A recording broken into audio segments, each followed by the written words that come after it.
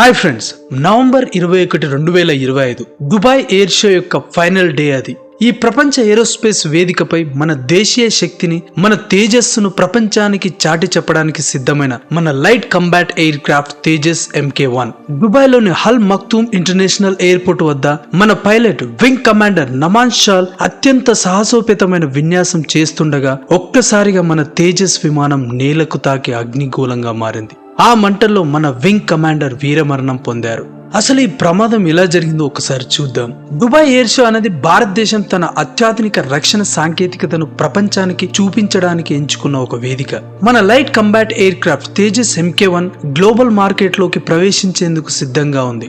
ఆ ప్రదర్శనలోనే భాగంగా మన వింగ్ కమాండర్ నమాన్ షాల్ మధ్యాహ్నం 2:10 సమయంలో అత్యంత కష్టతరమైన విన్యాసం చేస్తున్నాడు. దాని పేరే నెగిటివ్ జీ మాన్యూవర్. అంటే విమానం తలకిందులుగా వేగంగా కదులుతుండగా గురుత్వాకర్షణ శక్తి పైలట్ ను సీట్ నుంచి పైకి లాగినట్టు ఉంటుంది. అయితే పైలట్ ఈ ఏరోబాటిక్ విన్యాసం చేస్తున్నప్పుడు విమానం కేవలం కొద్ది సెకండ్లలోనే అదుపు తప్పి కిందికి పడిపోయింది. వింగ్ కమాండర్ షాల్ ఎంత ప్రయత్నించినా భౌతిక శాస్త్ర నియమాలు ఆయనకు తిరిగి కోలుకునే అవకాశం ఇవ్వలేదు.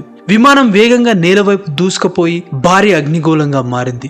సెకండ్లలో 100 అడుగులు కిందికి పడుతున్నప్పుడు పైలట్ కు ప్రాణాలు దక్కించుకోవడానికి కావాల్సిన కనీసం ఎత్తు కూడా లేదు. అందుకే ఎజెక్ట్ కూడా కాలేకపోయారు. ఆశ్చర్యకరమైన విషయం ఏమిటంటే మన తేజస్ లో వాడే ఇంజన్ ఒక American general electric aerospace company తయారు చేసిన GEF 404 టర్బో ఫ్యాన్ ఇంజన్. మనం దేశీయంగా అభివృద్ధి చేస్తున్న కావేరి ఇంజన్ ఉపయోగించాల్సింది, కానీ ఇది కొన్ని కారణాల వల్ల ఇంకా అభివృద్ధి దిశలోనే ఉంది. భారత వాయుసేన ఈ ప్రమాదానికి గల కారణాలను దర్యాప్తు చేయడానికి తక్షణమే కోర్ట్ ఆఫ్ ఎంక్వైరీని ఏర్పాటు చేసింది.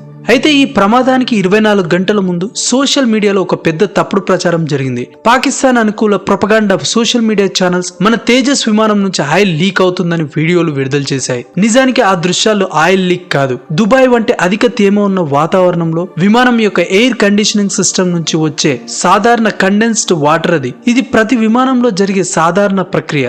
ఈ తప్పుడు ప్రచారాన్ని భారత ప్రభుత్వం ఖండించిన మరుసటి రోజే విమానం కూలడం చాలా బాధాకరం. ఇక ఈ దుర్ఘటన జరిగిన తర్వాత పాకిస్తాన్ జర్నలిస్టులు సోషల్ మీడియా విషయాన్ని వక్రీకరించి భారత సైన్యం యొక్క మానసిక వైఖరి సరిగ్గా లేదని, తేజస్ పనికిరాదని ఎగతాళి చేస్తున్నారు. ఇలాంటి వారికి మనం చెప్పేది ఒక్కటే, మీరు మా విమానం కూలిపోయిందని సంబరపడుతున్నారు కదా, కానీ మీకు ఒక్క విషయం గుర్తు లేనట్టుంది. సరిగ్గా ఈ ప్రమాదాన్ని కేవలం 6 నెలల క్రితం మేలో జరిగిన ఆపరేషన్ సింధూర్ సమయంలో మీ అభేద్యమైన అనుస్థావరాలైన కిరాణా హిల్స్ ను లక్ష్యం చేసుకుంది ఏ విమానము గుర్తుందా? అదే ఈ తేజస్.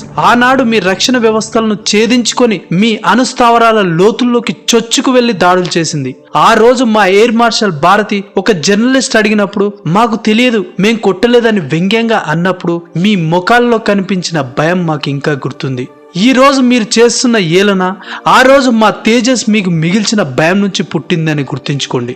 మా తేజస్ కూలిపోయిందేమో కానీ అది మీకు నేర్పిన గుణపాఠం మాత్రం జరిగిపోదు. ఫ్రెండ్స్, ఈ విషాదం మన ఆత్మనిర్భర్ భారత్ కు ఒక తాత్కాలిక సవాలు మాత్రమే. వింగ్ కమాండర్ నమాన్ షాల్ చేసిన త్యాగాన్ని దేశం ఎప్పటికీ మర్చిపోదు.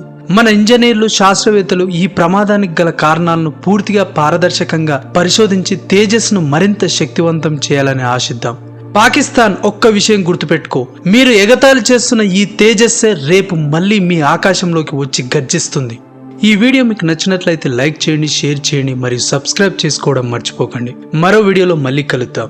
జై హింద్, జై భారత్.